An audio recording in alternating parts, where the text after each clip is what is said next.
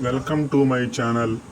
Today's math topic is factorise చేయడం ద్వారా కానీ క్వాడ్రాటిక్ ఫార్ములా ద్వారా కానీ రెండు ఆన్సర్లు సేమ్గా వస్తాయా రావా అని తేల్చడానికి ఈ వీడియో నేను చేశాను. ఫస్ట్ ఫ్యాక్టరైజేషన్ ద్వారా X square plus 7x minus 60 is equal to 0 అనేది ఫస్ట్ ఫ్యాక్టరైజేషన్ ద్వారా చేసి తర్వాత క్వాడ్రాటిక్ ఫార్ములా ద్వారా చేస్తే చివరికి రూట్స్ అనేది ఈక్వల్గా వస్తాయా రావా అనేది ఇప్పుడు మనం ఈ వీడియోలో మనం చెక్ చేసి కనిపెడదాం. ఫస్ట్ దీన్ని ఫస్ట్ ఫ్యాక్టరైజ్ చేద్దాం. 1 ఇంటూ -60 ఈజ్ ఈక్వల్ టు -60. అక్కడ -60 అనేది అక్కడ రావాలి. అక్కడ +60 అనేది నేను అక్కడ వేయలేదు కానీ మామూలుగా రావాలి. 12 5 60.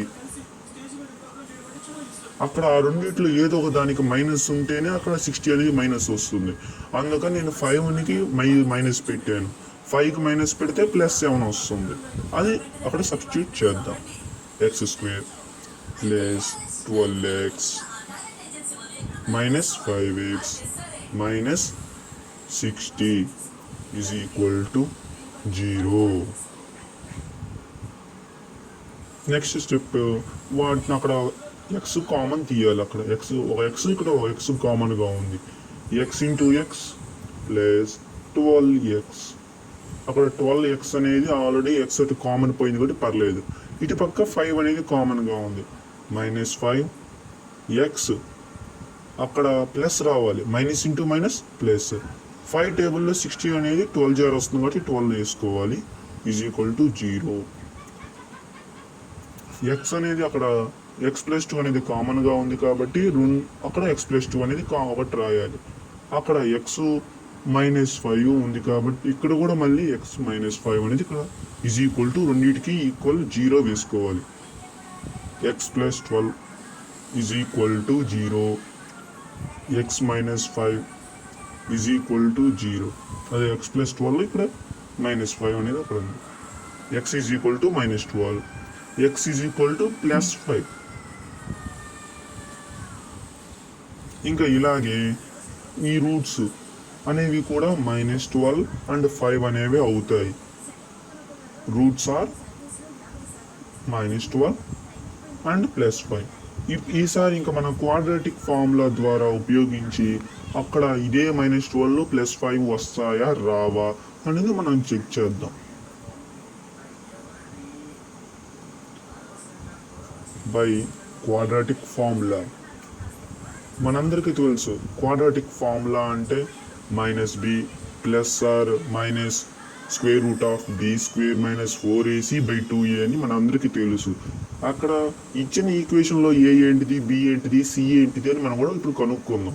ఇప్పుడు అది సేమ్ ఈక్వేషన్ని ఇప్పుడు మనం క్వాడ్రాటిక్ ఫార్ములాకి చేద్దాం. ఫస్ట్ మనం అక్కడ ఇచ్చిన ఈక్వేషన్లో ఏ, బి, సి అనేది మనం కన్సిడర్ చేయాలి. a is equal to 1, b is equal to 7, c is equal to -60. ఇప్పుడు చూద్దాం.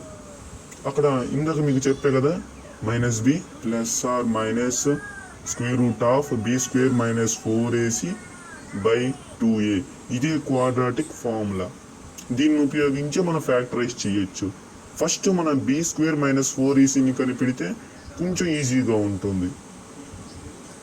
ఈజ్ ఈక్వల్ టు అక్కడ b అంటే 7 అంటే 7² అక్కడ మైనస్ ఉంది అందుకని ఇక్కడ మైనస్ పెట్టుకోవాలి. 4 ఉంది 4 కూడా పెట్టుకోవాలి. a అంటే అక్కడ 1, c అంటే -60 ఈజ్ ఈక్వల్ టు 7² అంటే 49 -4 ఇంటూ -60 49 ప్లస్ 240. ఆ రెండింటిని ప్లస్ చేస్తే 289 వస్తుంది. b² - 4ac చేస్తే 289 అని వస్తుంది. ఇప్పుడు క్వాడ్రాటిక్ ఫార్ములా రాద్దాం. Quadratic formula is equal to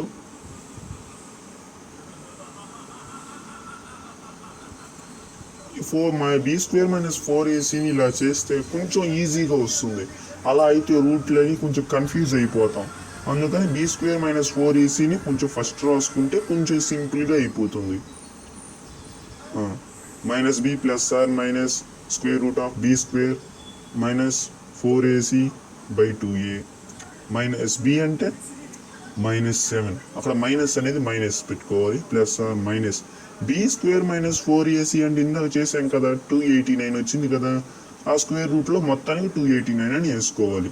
square root of 289/2 into a ఎంత అక్కడ 1 అంటే 2 ఇంటూ 1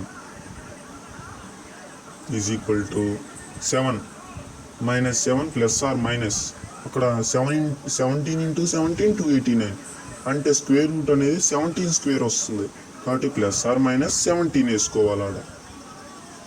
ఒక్కోసారి అక్కడ రూట్లు పోవు, అది అందుకని రూట్లు అలాగే వదిలేసుకోవాలి. ఇక్కడ రూట్ పోయింది కాబట్టి 17 వేసాం /2 2 ఇంటూ 1 2 7 -7 ప్లస్ 17/2 అక్కడ ప్లస్ ఆర్ మైనస్ ఉంది కాబట్టి ఒకసారి ప్లస్ ఒకసారి మైనస్ వేయాలి. -7 -17/2 17లోంచి 7 పోతే 10 ఆర్ అక్కడ రెండు మైనస్లు ఉన్నాయి కాబట్టి ఆ నెంబర్ని ప్లస్ చేసి బై వేయాలి.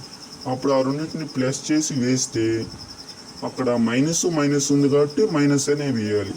7 17 ఆ రెండింటిని ప్లస్ చేస్తే -24 చివరికి 10/2 -24/2 2 1s 2 5s 2 1s 2 -12s ఆ రెండింటిని డివైడెడ్ బై చేస్తే ఆ రూట్స్ వచ్చేసాయి. ఇందాక దానికి ఇప్పుడు దానికి ఒకసారి కంపేర్ చేద్దాం. ఇందాక వచ్చిన దానికి -12 వచ్చింది, +5 వచ్చింది. ఇప్పుడు వచ్చిన దానికి క్వాడ్రాటిక్ ఫార్ములా కూడా సేమ్ అంతే, లేకపోతే ఇక్కడ +5 అనేది ముందు వచ్చింది, -12 అనేది వెనక